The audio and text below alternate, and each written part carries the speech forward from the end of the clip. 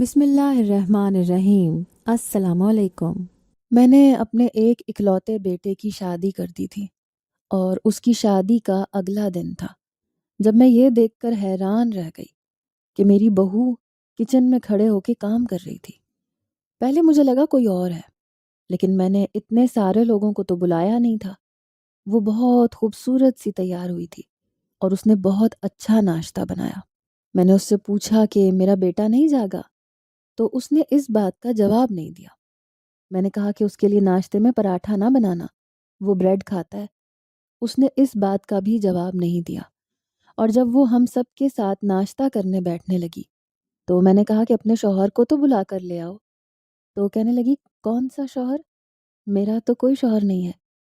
یہ بات سن کے ہم لوگ حیران رہ گئے، کیونکہ وہ مذاق نہیں کر رہی تھی۔ ہم لوگ اس کی شکل دیکھ رہے تھے کہ میرے بیٹے کے کمرے میں بیٹے کو بلانے کے لیے میں نے جس لڑکی کو بھیجا وہ چیخیں مارتی ہوئی باہر آئی اور اس نے کہا کہ آپ کا بیٹا تو اس دنیا میں ہے ہی نہیں۔ جیسے ہی ہم نے دلہن کی طرف دیکھا وہ مسکرانے لگی اور اس نے ہمیں ایسی بات بتائی کہ ہم حیران رہ گئے۔ اس نے کہا کہ وہ تو رات کو ہی… میرا نام نسرین ہے۔ میرا ایک ہی بیٹا تھا جس کا نام حمزہ تھا۔ وہ بہت ہی زیادہ خوبصورت تھا، پورے خاندان کے لیے ایک مثال تھا۔ میرا شوہر اس دنیا سے تبھی چلا گیا تھا جب میرا چھوٹا سا بیٹا صرف 5 سال کا تھا۔ میں نے اکیلے اس کی پرورش کی، اسے پڑھایا لکھایا اور اس کو اس قابل بنایا کہ آج وہ سب کے لیے ایک مثال تھا۔ اب میں اس کی شادی کرنا چاہتی تھی اور میں نے اس کی شادی کے لیے بہت ہی خوبصورت اور پیاری سی لڑکی تلاش کی تھی جس کا نام عظمیٰ تھا۔ یہ لڑکی مجھے بہت ہی زیادہ اچھی لگی تھی۔ میں اپنے بیٹے کو ایک بہت ہی اچھی سی ہمسفر تلاش کر کے دینا چاہتی تھی۔ اسے یہ بتانا چاہتی تھی کہ اگر وہ ایک اچھا انسان ہے تو اس کی ماں نے بھی اس کے لیے ایک خوبصورت بیوی تلاش کی ہے، اور مرد کے لیے خوبصورت بیوی کسی تحفے سے کم نہیں ہوتی۔ باقی گھر کے کام کاج یہ سب کچھ تو ہوتا ہی رہتا ہے۔ عظمیٰ بھی اچھی لڑکی تھی۔ شادی کا دن بھی آ گیا اور شادی بھی ہو گئی، پر ہمارے خاندان میں ایک رسم تھی کہ جیسے ہی صبح ہوتی تھی دلہا اپنی بیوی کے کمرے سے باہر نکل جاتا تھا۔ ایسا نہیں ہوتا کہ 10-12 بجے تک وہ کمرے کے اندر ہی پڑا رہے۔ یہ رسم بڑی پرانی تھی۔ میری شادی کے وقت بھی ایسے ہی ہوا تھا، لیکن اب آج کل کے زمانے میں یہ رسمیں کون کرتا ہے؟ پر میری بڑی جٹھانی آئی ہوئی تھی جو اس خاندان میں سب سے بڑی تھی اور ابھی تک حیات تھی، اور کیونکہ اب ایک وہی رہ گئی تھی جو سب کی بڑی تھی تو اسے سب بزرگ کا درجہ دیتے تھے، اور وہ ایسی رسموں کے بہت حق میں تھی۔ اس نے کہا کہ کیوں رسم نہیں ہوگی؟ کیا برا ہے اس میں؟ بھلا اچھا لگتا ہے کہ دلہا دوپہر کے وقت اپنی بیوی کے کمرے سے نکلے اور گھر مہمانوں سے بھرا ہوا ہو؟ کیا سوچیں گے مہمان کہ اتنی دیر تک اندر کیوں بیٹھا ہوا تھا؟ اچھا ہے نا کہ سب کے جاگنے سے پہلے ہی کمرے سے باہر نکل جائے۔ صرف اتنا ہی نہیں، اس نے مجھے ایک اور رسم کے بارے میں بتایا۔ میں نے کہا کہ دیکھیں بھابھی، حمزہ اپنی پسند سے لڑکی تھوڑی لے کے آ رہا ہے۔ یہ لڑکی تو بڑی شریف ہے، ایسا نہیں ہو سکتا۔ اس نے کہا کہ تم فوراً ان کے کمرے میں جاؤ، اس سے پہلے کہ ان دونوں کو وہاں بٹھانے کا وقت ہو، اور بستر کی چادر بدل ڈالو، ہلکے رنگ کی چادر بچھا دو۔ ہلکے رنگ سے میرا کیا مطلب ہے، تم سمجھ گئی ہو؟ میں نے کہا جی میں سمجھ رہی ہوں، لیکن حمزہ نے پورا کمرہ بڑے پیار سے سجایا ہے اور اپنے سارے ارمان پورے کیے ہیں۔ اس کے بستر پر جو میں نے رضائی سیٹ بچھایا ہے وہ براؤن کلر کا ہے اور اس نے خود پسند کیا ہے۔ پورا کمرہ سجا ہوا ہے، اب میں جا کر سادہ سے رنگ کی چادر بچھا دوں تو کتنا برا لگے گا۔ میری جٹھانی نے کہا کہ پھر میں چلی جاتی ہوں۔ وہ جیسے ہی اپنی چھڑی اٹھا کے اٹھی تو مجھے یقین تھا کہ یہ واقعی اندر چلی جائے گی، اس لیے میں نے کہا کہ ٹھیک ہے، میں اپنی بات مان لیتی ہوں، اور میں نے جا کر ہلکے رنگ کی چادر بچھا دی۔ پتہ نہیں اس کے بعد وہ کون کون سی رسمیں کروانے والی تھیں۔ اس نے کہا کہ رسم تو یہ بھی ہے کہ پہلی رات دلہے کو دلہن کے کمرے میں نہ جانے دیا جائے، نہیں تو وہ ہمیشہ کے لیے بیوی کا غلام بن جاتا ہے۔ پر سب لوگوں نے کہا کہ نہیں، اب ایسے تو نہیں ہونا چاہیے، اور کل ویسے بھی ولیمہ ہے، آپ اس طرح کی باتیں نہ کریں، تھوڑی طرح دیں۔ اس بات پر وہ اچانک سے چپ ہو گئی۔ خاموشی کا مطلب ہاں تھا۔ بس شکر ہے کہ وہ زیادہ نہیں بولی اور انہوں نے یہ نہیں کہا کہ نہیں میں نے یہ رسم بھی کروانی ہے۔ خیر، دلہن ہمارے گھر میں آ گئی تھی۔ بہت ہی اچھی اور پیاری بچی تھی۔ باقی دلہنوں کی طرح نہ تو منہ کھول کھول کے ہنس رہی تھی اور نہ ہی نظریں اٹھا کر اوپر دیکھ رہی تھی۔ سب اس کی حیا اور کردار کے قائل ہو گئے تھے۔ سب کہہ رہے تھے کہ جیسا حمزہ ہے بیوی بھی اس کو ویسی ہی سلیقہ شعار اور با اخلاق ملی ہے۔ سچ تو کہتے ہیں نا، اچھے مردوں کے لیے اچھی عورتیں ہوتی ہیں۔ میں بہت خوش تھی کیونکہ سب کے سامنے میری عزت بن رہی تھی۔ خیر، اسے اس کے کمرے میں بھیج دیا گیا اور تھوڑی دیر کے بعد حمزہ کو بھی میں نے اچھے سے سمجھایا کہ بیٹا 4 بجے سے پہلے کمرے سے باہر نکل آنا۔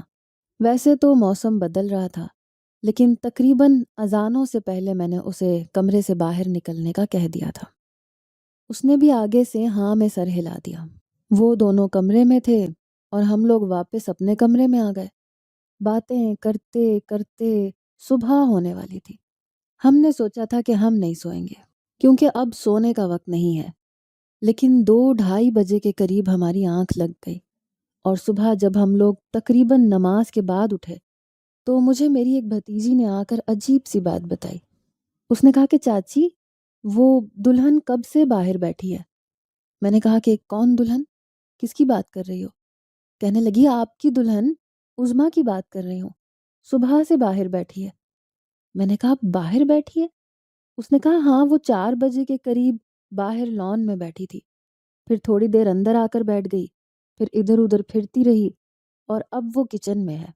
میں نے کہا وہ 4 بجے سے کمرے سے باہر کیا کر رہی ہے؟ میں نے اس کو تھوڑی باہر آنے کو کہا تھا، میں نے تو حمزہ سے کہا تھا، وہ ٹھیک تو ہے۔ تو وہ لڑکی کہنے لگی کہ ہاں بالکل ٹھیک ہے، بڑی پیاری لگ رہی ہے، بڑے اچھے سے تیار ہو کے پھر رہی ہے، بڑی خوشبو آ رہی ہے اس میں سے۔ میں نے کہا اچھا تم اپنی زبان بند رکھنا۔ میں فوراً سے باہر گئی اور اسے تلاش کرنے لگی۔ وہ باہر تو نہیں بیٹھی تھی لیکن کچن میں کھڑی سب کے لیے ناشتہ بنا رہی تھی۔ میں نے کہا کہ یہ کیا کر رہی ہو بیٹا؟ آج تو تمہاری شادی کا پہلا دن ہے اور تم کچن میں چلی گئی۔ نہیں نہیں، ایسے نہیں ہوتا، تمہیں تو 7 دن کے بعد کچن میں جانا تھا۔ وہ کہنے لگی کیا ہو گیا امی، اگر میں کچن میں کھڑی ہو گئی ہوں تو کھانا بنا دوں گی تو کیا ہو جائے گا؟ اور میں نے حمزہ سے آپ سب کی پسند ناپسند کے بارے میں پوچھ لیا ہے، آپ فکر نہیں کریں، میں اچھا سا ناشتہ بنا دوں گی۔ یہ بات مجھے بڑی عجیب لگ رہی تھی، مجھے شرمندگی سی ہو رہی تھی کہ بیچاری اگلے دن ہی کھڑی ہو گئی سب کے لیے ناشتہ بنانے، اور پھر گھر میں کافی سارے مہمان تھے۔ اب میں بار بار اس کو روک تو نہیں سکتی تھی اور وہ رک بھی نہیں رہی تھی۔ میں نے کہا اچھا ٹھیک ہے، جیسے تمہاری خوشی، لیکن میں نے اپنی 2 بھتیجیوں کو جو اس گھر میں آئی ہوئی تھیں ان کو لڑکیوں کو کہا کہ تم بھی ذرا بھابھی کے ساتھ مدد کروا دو، اس کو زیادہ کام نہیں کرنے دینا۔ میں واپس آئی تو میری جیٹھانی تک یہ بات پہنچ چکی تھی۔ اس نے کہا کہ تمہاری بہو تو خود ہی باہر آ گئی۔ میں نے کہا کہ جی۔ کہنے لگی کہ تم نے غلطی سے اس کو تو نہیں کہہ دیا تھا کہ باہر آ جانا، کیونکہ تمہارا بیٹا تو ابھی تک اندر سو رہا ہے۔ میں نے کہا نہیں، میں نے بیٹے سے ہی کہا تھا۔ میں نے پھر کہا کہ میں حمزہ کو باہر بلاؤں؟ وہ کہنے لگی کہ جب سو رہا ہے تو اس نے خود ہی لڑکی کو باہر بھیج دیا ہوگا، اس کا باہر نہیں آنے کا کیا مقصد ہے، تھوڑی دیر آرام کرنے دو اس کو، پھر شام میں ولیمہ بھی ہے۔ جٹھانی نے کہا کہ ہاں یہ بات بھی ٹھیک ہے۔ خیر، ہم سب نے عظمیٰ کی بہت تعریفیں کی، مجھے بہت خوشی ہو رہی تھی اور مجھے نہیں پتا تھا کہ ابھی میرے اوپر اتنی بڑی قیامت آنے والی تھی۔ مجھے تو ایسے لگ رہا تھا کہ جیسے میں بہت خوش قسمت ہوں، میرا بیٹا بھی بہت اچھا ہے، مجھے بہو بھی بہت اچھی مل گئی ہے۔ اس نے ناشتہ بنا کر ٹیبل پر لگانا شروع کر دیا اور ناشتہ ایسا بنایا کہ ہم سب حیران ہو گئے۔ ایسے لگتا تھا کہ سب کچھ باہر سے منگوایا ہے۔ جو چیزیں گھر میں نہیں تھیں وہ اس نے چھوٹے کزن کو بھیج کے ساتھ ساتھ منگوا لی تھیں، اور 2 گھنٹے میں ہی سارے لوگوں کے لیے ناشتہ تیار کر کے ٹیبل پر چن دیا تھا۔ ہم لوگ تو حیران ہی رہ گئے، لیکن جب میں نے اس سے کہا کہ بیٹا جا کر حمزہ کو بلا لو تو وہ حیران رہ گئی۔ اس نے میری بات کا جواب نہیں دیا، کہنے لگی آپ لوگ بیٹھیں سب لوگ۔ میں نے کہا کہ حمزہ کے لیے تو بریڈ بنانی تھی، وہ پراٹھے نہیں کھاتا۔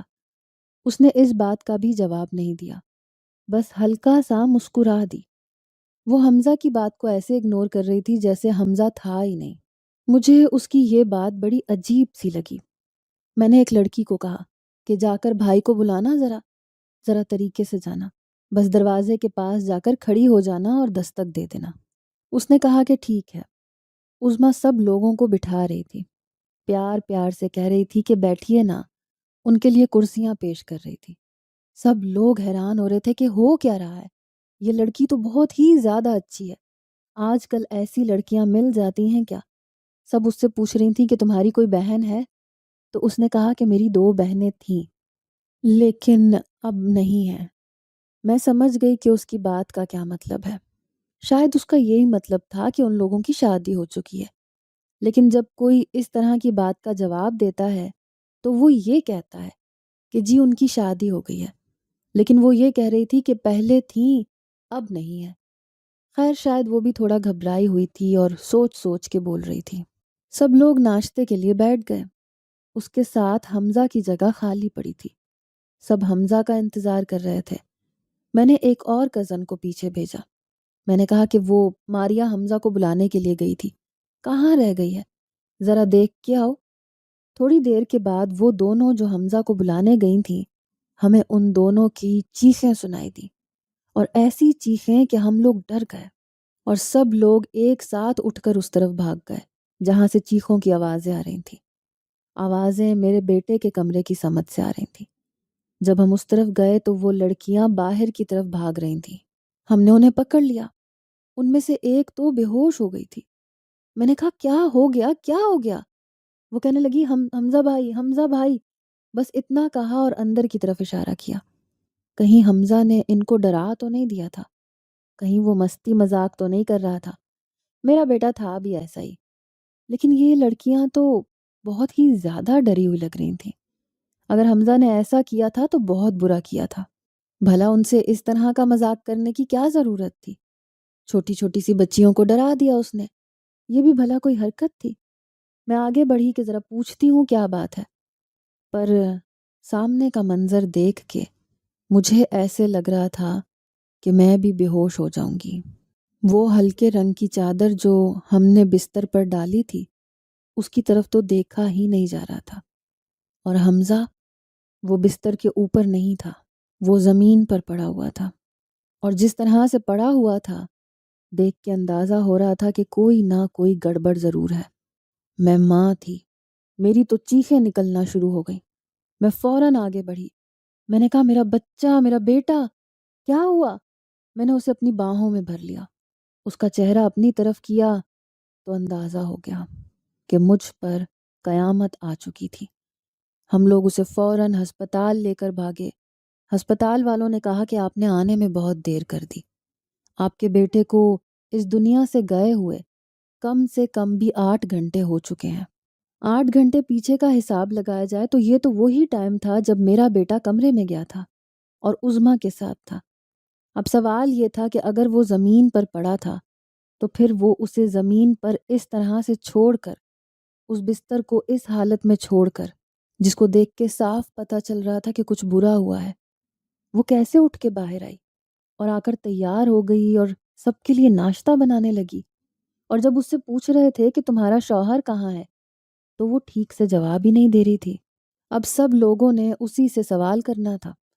جب ڈاکٹر نے آ کر یہ بتایا کہ وہ تو 8 گھنٹے سے اس دنیا سے جا چکا ہے، تو عظمیٰ نے اپنی چوڑیاں توڑنا شروع کر دیں، زور زور سے چیخنا چلانا شروع کر دیا اور بے ہوش ہو گئی۔ ڈاکٹر نے کہا کہ نروس بریک ڈاؤن ہو گیا ہے، اس کو ہوش نہیں آ رہا تھا۔ اس کے ماں باپ بھی وہاں پر آ گئے اور الٹا ہم سے سوال کرنے لگے۔ جب ہم نے یہ سب کچھ انہیں بتایا تو وہ بھی حیران رہ گئے۔ میں نے کہا کہ آپ کی بیٹی ہی جواب دے گی، تو وہ کہنے لگے کہ اگر ہماری بیٹی نے ہی یہ سب کچھ کیا ہوتا تو پھر وہ اس طرح صدمہ کھا کر کیوں بے ہوش ہو جاتی؟ نروس بریک ڈاؤن کا مطلب پتہ ہے آپ کو کیا ہوتا ہے؟ یہ عام بے ہوش ہونا نہیں ہوتا۔ ہو سکتا ہے کہ وہ ہمیشہ کے لیے کوما میں چلی جائے، اس کو کبھی ہوش نہ آئے، وہ کبھی واپس نہ آئے، اور آپ ہیں کہ اس طرح کی باتیں کر رہے ہیں۔ وہ لوگ تو ہم ہی سے جھگڑا کرنے لگے، جبکہ ہمارا اتنا بڑا نقصان ہو گیا تھا۔ لوگوں کے اصرار پر ہم نے پوسٹ مارٹم بھی کروا لیا۔ اور پوسٹ مارٹم رپورٹ میں صرف اتنا آیا کہ میرے بیٹے کو شاید دھکا لگا تھا، اسے کسی چیز سے شدید دھکا لگا تھا جس کی وجہ سے وہ اس دنیا سے چلا گیا۔ اب وہ دھکا اسے کس نے دیا، وہ کیسے ہوا، وہ خود زمین پر گر گیا، کسی چیز سے اس کا پاؤں پھسل گیا، کیا ہوا کیا نہیں ہوا، یہ سب کچھ ہم سب کے لیے ایک سوال بن گیا تھا۔ ادھر عظمیٰ جو سوال کا جواب دے سکتی تھی وہ بے ہوش ہو گئی تھی، وہ ہسپتال میں پڑی تھی اور اس کی حالت بھی غیر تھی۔ مجھے میرے رشتہ داروں نے کہا کہ لگتا ہے کہ آپ کے بیٹے کا پاؤں پھسلا ہے اور اس کے ساتھ کچھ ہوا ہے، کیونکہ اگر ایسا ہوتا تو اس کی بیوی کی حالت اتنی بری نہیں ہوتی۔ سب لوگوں نے کہا کہ اب یہ تو ہوش میں آئے گی تو اس کے بعد ہی پتہ چلے گا، اس سے پہلے کچھ بھی کہنا ممکن نہیں ہے۔ پوسٹ مارٹم کی رپورٹ بھی ہو چکی تھی، میرے بیٹے کو مٹی کے حوالے کر دیا گیا۔ میرے لیے تو اس کی شادی کروانا عذاب بن گیا۔ میرا ایک اکلوتا بیٹا جو اس دنیا سے جا چکا تھا، میں اس کی شادی کروانا چاہتی تھی۔ میں نے خود اس کے لیے لڑکی پسند کی تھی، اس کو خوش دیکھنا چاہتی تھی۔ میں نے اس کے لیے خوبصورت، کم عمر، پیاری اور معصوم سی لڑکی پسند کی تھی، اور یہ جو کچھ بھی ہوا تھا اس کے بارے میں بالکل بھی اندازہ نہیں تھا۔ یہ ایک ناگہانی آفت تھی، ہم پر تو ہماری قیامت آ گئی تھی۔ اب ہمیں کسی قیامت کا خوف نہیں تھا۔ میری حالت بھی بری تھی، بار بار فون کر کے پوچھ رہی تھی کہ عظمیٰ کو ہوش آیا یا نہیں، کیونکہ مجھے اس سے پوچھنا تھا کہ اس نے کیا کیا ہے، لیکن اس کو بھی ہوش نہیں آ رہا تھا۔ یہاں تک کہ پورے 10 دن گزر گئے۔ ڈاکٹر نے کہا کہ اگر 2 دن اور گزر گئے تو آپ سمجھیں کہ کوما میں چلی گئی ہے اور واپس نہیں آئے گی، کیونکہ 12 دن کا ہی وقت ہوتا ہے۔ اگر 12 دن تک کوئی نروس بریک ڈاؤن کو جھیل جائے تو وہ یا تو واپس آ جاتا ہے یا پھر ہمیشہ کے لیے کوما میں چلا جاتا ہے۔ یہ ایک عام اندازہ ہے، مختلف لوگوں کے ساتھ مختلف صورتحال بھی ہو سکتی ہے۔ میں ایک دن ہسپتال چلی گئی، وہ کوما میں پڑی تھی، لیکن اس کے ماں باپ اس کے پاس نہیں تھے۔ میں اس کے پاس بیٹھ گئی، میں نے کہا کہ تمہیں میں بڑی خوشی خوشی اپنی بہو بنا کے لائی تھی، اب تم ہی بتاؤ تم نے میرے بیٹے کے ساتھ کیا کیا ہے؟ کہیں تم نے اسے کوئی دکھ تو نہیں دیا؟ کہیں یہ سب کچھ تم نے تو نہیں کیا؟ کیا تم نے نہیں کیا؟ اور تمہارے ساتھ بھی بہت برا ہوا ہے، پھر تو تم بھی میرے جیسی ہو۔ میں تمہارا دکھ، تمہارا درد سمجھ سکتی ہوں، اور ہم مل کر اس کی یاد میں آنسو بہائیں گے، کیونکہ اب ہم اس کے علاوہ کچھ نہیں کر سکتے۔ لیکن خدا کے لیے ہوش میں آ جاؤ، تاکہ پتہ تو چلے کہ تم میری دکھ کی ساتھی ہو یا پھر میری سب سے بڑی دشمن ہو۔ پر میرے بیٹے نے تمہارا کیا بگاڑا تھا؟ وہ تو کسی کا کچھ نہیں بگاڑ سکتا تھا۔ کچھ لوگ مجھے یہ بھی کہہ رہے تھے کہ آج کل لڑکوں کا کوئی پتہ نہیں چل سکتا، ہو سکتا ہے کہ آپ کے بیٹے نے پہلے ہی عظمیٰ کے ساتھ کچھ برا کیا ہو اور اس نے شادی کے بعد بدلہ لے لیا ہو سکتا ہے اس نے گلی محلے میں کہیں آتے جاتے چھیڑا ہو اسے، یا اس کے ساتھ اور کوئی ایسی حرکت کی ہو جس کی وجہ سے وہ انتہائی قدم اٹھانے پر مجبور ہو گئی اور شادی کر کے اس نے یہ سب کچھ کیا۔ لیکن ایسا نہیں ہو سکتا تھا، کیونکہ شادی سے پہلے میں نے اسے عظمیٰ کی تصویر دکھائی تھی اور اس نے بھی تصویر دیکھی تھی۔ ایسا ہوتا تو وہ پہلے بتا دیتا، اور یہ لوگ شادی پر کتنا خوش تھے۔ میں نے شادی کی ویڈیو بھی 3-4 دفعہ دیکھی، کوشش کر رہی تھی دیکھنے کی کہ کہیں مجھے کوئی ایسی بات مل جائے جس پر میری نظر نہ گئی ہو، لیکن وہ لوگ واقعی بہت خوش تھے، لڑکی بھی بہت خوش تھی اور میرا بیٹا بھی۔ پھر ایسا کیا ہو گیا کہ بات اس مقام تک پہنچ گئی؟ کون جواب دیتا؟ ظاہر ہے وہی جواب دے سکتی تھی۔ ابھی میں اس سے باتیں کر ہی رہی تھی، رو ہی رہی تھی، جب ڈاکٹر صاحب اندر آئے۔ ان کو پتا تھا کہ میں اس کی ساس ہوں۔ میں نے کہا ڈاکٹر صاحب کوئی امید ہے؟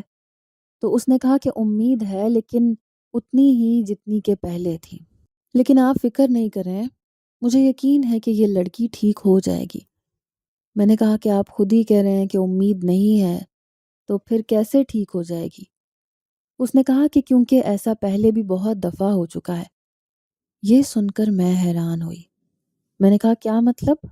کیا آپ یہ کہنا چاہتے ہیں کہ ایسا اس لڑکی کے ساتھ پہلے بھی ہو چکا ہے؟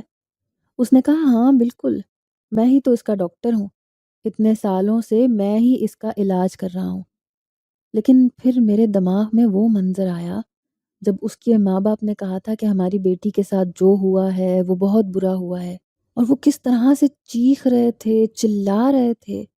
ان کو اپنے داماد کی بھی کوئی فکر نہیں تھی، ان کا داماد اس دنیا سے چلا گیا تھا۔ میں نے کہا کہ آپ مجھے اس کی تفصیل بتا سکتے ہیں؟ تو انہوں نے کہا کہ دیکھیں، یہ لڑکی چھوٹی چھوٹی باتوں پر غصہ ہو جاتی ہے، اس کو ہائپر ٹینشن کا ڈس آرڈر ہے، یعنی ہائپر ہو جاتی ہے، بہت جلدی بہت غصہ آ جاتا ہے، اتنا غصہ آ جاتا ہے کہ اس کے دماغ کی رگیں پھول جاتی ہیں، جس کی وجہ سے یہ بار بار نروس بریک ڈاؤن کی سچویشن میں چلی جاتی ہے۔ اس دفعہ زیادہ چلی گئی ہے، لیکن وہ جو امید ہے کہ واپس آ جائے گی، اس کے گھر والوں کی اکلوتی بیٹی ہے نا، اور وہ بہت پیار کرتے ہیں اس سے، تو کچھ زیادہ ہی بگڑی ہوئی ہے۔ مجھے تو لگتا تھا کہ اس کی شادی ہی نہیں ہوگی، کیونکہ جس نے اپنے ماں باپ کو اتنا نچایا ہو وہ اپنے شوہر کے ساتھ بھی یہی سب کچھ کرے گی۔ لیکن بیچاری کی قسمت دیکھیں کہ شادی تو ہو گئی لیکن شوہر اس دنیا میں نہیں رہا۔ اس لڑکی کو اپنے جذبات پر بالکل بھی کنٹرول نہیں ہے، یہ بہت زیادہ جذباتی ہے۔ یہ بات سن کے میں حیران رہ گئی، کیونکہ شکل سے تو ایسی نہیں لگتی تھی، اور اس کے ماں باپ نے بھی نہیں بتایا تھا کہ اس کو اینگر ایشو کا مسئلہ ہے، بلکہ کہا تھا کہ ہماری بیٹی بہت معصوم ہے، سیدھی سادی ہے، بھولی بھالی ہے، بیچاری ہے، کسی بات کا پتہ نہیں ہے۔ اس کا مطلب کہ وہ ایک جذباتی لڑکی تھی، اور ایک عام جذباتی لڑکی سے زیادہ جذباتی لڑکی تھی۔ جیسے ہم کہتے ہیں نا کہ فلاں کو غصہ بہت آتا ہے، وہ اس سے بھی ایک لیول اوپر تھی۔ لیکن کسی کو غصہ آنا یا کسی کا جذباتی ہونا اس بات کی گواہی تو نہیں دیتا کہ اس نے اتنا بڑا قدم اٹھایا ہوگا، اور شادی کی پہلی رات میرے بیٹے نے ایسی کون سی بات کر دی ہوگی جس کی وجہ سے اسے اتنا غصہ آ گیا۔ میں واپس گھر آ گئی اور اسی بارے میں سوچنے لگی۔ آس پاس ابھی بھی ثبوت تلاش کر رہی تھی، میری نظر ابھی بھی ادھر ادھر ہی تھی، جب مجھے میری ایک رشتہ دار نے عجیب سی بات بتائی۔ اس نے کہا کہ میں آپ کو یہ بات بتا دوں لیکن آپ مجھے برا مت سمجھیے گا۔ میں نے کہا کہ کون سی بات؟ وہ کہنے لگی کہ مجھے بہت تجسس تھا اور میں بھابھی اور بھائی کے کمرے میں جھانک رہی تھی۔ میں نے کہا کیا مطلب؟ اس نے کہا کہ جب شادی والی رات بھائی اندر گئے تھے تو میں کمرے میں جھانک رہی تھی۔ وہ میرے بیٹے کی کزن تھی، اسے ہمیشہ بھائی کہتی تھی، اس لیے عظمیٰ کو اور اسے بھائی اور بھابھی کہتی تھی۔ کہنے لگی کہ اس کے بعد میں نے جو دیکھا، میں اتنی بری طرح ڈر گئی کہ میری ہمت ہی نہیں ہوئی کہ میں کسی کو بتاؤں۔ لیکن میں نے ٹھیک سے دیکھا نہیں تھا، آوازیں سنی تھی۔ میں نے کہا کہ کیسی آوازیں؟ بتاؤ مجھے۔ وہ کہنے لگی کہ پہلے وہ لوگ اچھے سے بات کر رہے تھے، ایک دوسرے کی تعریف کر رہے تھے، اللہ کا شکر ادا کر رہے تھے کہ ہم لوگ ساتھ ہیں اور اب ہماری اپنی زندگی شروع ہونے والی ہے، اور میں ان کی باتیں سن رہی تھی۔ پھر تھوڑی دیر کے بعد عظمیٰ نے کہا کہ سارا کمرہ اتنے اچھے سے سجایا ہے تو یہ چادر کیوں بچھائی ہے یہاں پر؟ بھائی نے کہا کہ مجھے نہیں پتا کہ یہ چادر کیوں بچھائی گئی ہے، میں تو خود حیران ہوں، پہلے تو کوئی اور چادر تھی۔ جیسے ہی اس نے یہ کہا کہ پہلے کوئی اور چادر تھی تو عظمیٰ کا لہجہ بدل گیا، اور وہ کہنے لگی اچھا، اب مجھے سمجھ میں آ گئی کہ چادر کیوں بچھائی گئی ہے۔ تمہارے گھر والے مجھے بد کردار سمجھتے ہیں، میرا ٹیسٹ لینا چاہتے ہیں، اسی لیے یہ چادر بچھائی ہے۔ بھائی بار بار کہہ رہا تھا کہ مجھے ان معاملات کے بارے میں نہیں پتا، اور میری امی ایسی نہیں ہے، اس لیے مجھے نہیں لگتا کہ جو تم کہہ رہی ہو ویسی کوئی بات ہے۔ لیکن وہ مزید غصہ ہونے لگی۔ اس نے کہا کہ مجھے ہاتھ مت لگانا، چلے جاؤ یہاں سے، ان کو ثبوت چاہیے نا، میں دیتی ہوں ان کو ثبوت، ایسا ثبوت دوں گی کہ ساری زندگی یاد رکھیں گے۔ یہ ہے میرا سسرال، جنہوں نے آتے ہی مجھ پر اتنا بڑا الزام لگا دیا۔ کیا سمجھتے ہیں مجھے کہ میرا پہلے کسی اور کے ساتھ چکر رہ چکا ہے؟ ایسا گھٹیا سمجھ لیا مجھے؟ نہیں چھوڑوں گی کسی کو، کبھی معاف نہیں کروں گی۔ عظمیٰ یہ بے عزتی کبھی نہیں بھولے گی، کبھی بھی نہیں۔ پھر اچانک سے ایسے لگنے لگا جیسے عظمیٰ کو بہت سانس چڑھ گیا ہے اور وہ پاگلوں کی طرح ادھر ادھر پھرنے لگی۔ تھوڑی دیر کے بعد کسی زوردار ضرب کی آواز آئی اور اس کے بعد خاموشی ہو گئی۔ میں وہاں سے بھاگ گئی۔ مجھے معاف کر دیں، مجھے نہیں پتا کہ مجھے یہ بات پہلے بتانی چاہیے تھی یا نہیں، لیکن شاید یہ سب کچھ اسی نے کیا ہے، تبھی تو وہ اتنے آرام سے کمرے سے نکلی، اور جتنی نارمل وہ نظر آ رہی تھی وہ اتنی ہی نارمل نہیں تھی۔ مجھے تو لگتا ہے کہ وہ پاگل ہے۔ میں نے اس لڑکی کو بھی بہت ڈانٹا اور کہا کہ یہاں سے چلی جاؤ، لیکن مجھے بات سمجھ میں آ گئی تھی۔ یہ سب عظمیٰ نے کیا تھا، کیونکہ وہ پاگل تھی، ذہنی مریضہ تھی۔ شاید اسے اس بات پر غصہ آ گیا کہ ہم لوگ اس کا ٹیسٹ لینے کی کوشش کر رہے ہیں، اس کی پاک دامنی کا ٹیسٹ، اور اگر ایسا تھا تو پھر اس سب کی وجہ میری جٹھانی تھی۔ اس نے کہا تھا کہ جاؤ جا کر چادر بدل کر آؤ، اور اس کی اس حرکت کی وجہ سے آج میرا بیٹا دنیا سے جا چکا تھا۔ لیکن اس کا مطلب یہ سب کچھ عظمیٰ نے کیا تھا۔ میں نے اس لڑکی کو کہا کہ تمہیں گواہی دینی ہوگی۔ وہ کہنے لگی میں گواہی دینے کو تیار ہوں، لیکن جیسے ہی میں ہسپتال گئی اور اس کے کمرے کی طرف بڑھی تو وہ بستر پر نہیں تھی۔ میں حیران ہو گئی۔ مجھے لگا کہ شاید ہسپتال والوں نے اس کو کسی اور جگہ شفٹ کیا ہوگا۔ اس ڈاکٹر نے بتایا کہ اس کو تو کل رات کو ہوش آ گیا تھا، جیسے ہی آپ گئیں اس کو ہوش آ گیا، اور اس کے ماں باپ آج صبح اسے لے کر چلے گئے۔ میں ان کے گھر پہنچی تو وہاں جا کر پتا چلا کہ وہ لوگ وہاں سے بھاگ چکے ہیں۔ شاید اس نے اپنے ماں باپ کو بتا دیا تھا کہ یہ سب کچھ اس نے کیا ہے، اور پولیس اور جیل کے ڈر سے وہ وہاں سے چلی گئی۔ اس بات کو 4 سال ہو گئے ہیں۔ عظمیٰ اور اس کے ماں باپ واپس نہیں آئے، اور میرا بیٹا اس دنیا سے چلا گیا۔ آخر انہوں نے ہم سے جھوٹ کیوں بولا؟ اپنی پاگل لڑکی کی شادی ہمارے بیٹے سے کیوں کروائی؟ کس کو ذمہ دار ٹھہراؤں؟